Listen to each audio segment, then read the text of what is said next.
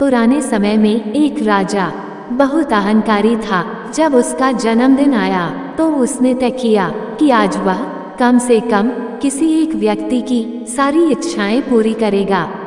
राजा का जन्मदिन था तो राजमहल में बड़े बड़े आयोजन हो रहे थे। राज्य की पूरी प्रजा महल में आई हुई थी।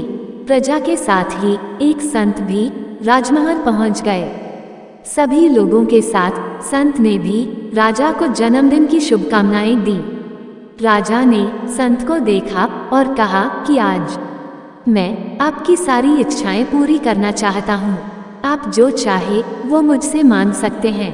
मैं राजा हूँ और मैं आपकी सारी इच्छाएं पूरी कर सकता हूँ। संत ने राजा की बात सुनी और कहा कि महाराज, मुझे कुछ नहीं चाहिए, मैं ऐसे ही खुश हूँ। राजा ने जोर देते हुए संत से फिर कहा कि आप अपनी इच्छा बताएं, मैं उन्हें जरूर पूरी करूँगा। राजा संत से इच्छाएं जानने की जिद करने लगा। संत समझ गए कि राजा अहंकारी है और ये ऐसे नहीं समझेगा। संत ने कहा कि ठीक है राजन, मेरे इस छोटे से बर्तन को हीरों से भर दीजिए। राजा ने कहा कि ये तो बहुत छोटा काम है, मैं अभी इसे भर देता हूँ। राजा ने जैसे ही अपने पास रखे हुए हीरों को उसमें डाले तो सभी हीरे गायब हो गए। राजा ये देखकर हैरान हो गया। राजा ने अपने कोषाध्यक्ष को बुलाकर खजाने से और हीरे मंगवाए।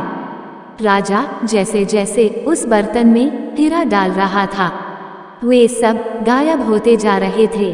धीरे धीरे राजा का खजाना खाली होने लगा, लेकिन वो बर्तन नहीं भरा। राजा सोचने लगा कि ये कोई मायावी बर्तन है, इस कारण भर नहीं रहा है। राजा ने संत से पूछा कि कृपया इस बर्तन का रहस्य बताइए, ये भर क्यों नहीं रहा है।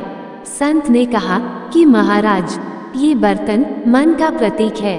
जिस तरह हमारा मन ज्ञान से कभी भी नहीं भरता है, ठीक उसी तरह ये बर्तन भी कभी भर नहीं सकता। हमें अपनी धन और ज्ञान का घमंड नहीं करना चाहिए, क्योंकि ये चीजें कभी भी इंसान को संतुष्ट नहीं कर सकती हैं। मन को संतुष्ट करना चाहते हैं तो इसके लिए भगवान की भक्ति करनी चाहिए। भक्ति से हमारा मन शांत हो सकता है और इच्छाओं का मोह खत्म हो सकता है। कभी भी घमंड न करें और मन को भक्ति में लगाएं। संत की बातें सुनकर राजा को अपनी गलती का एहसास हो गया। उसने संत के सामने अपनी गलती स्वीकार की और संकल्प लिया कि अब से वह घमंड करना छोड़ देगा। धन्यवाद।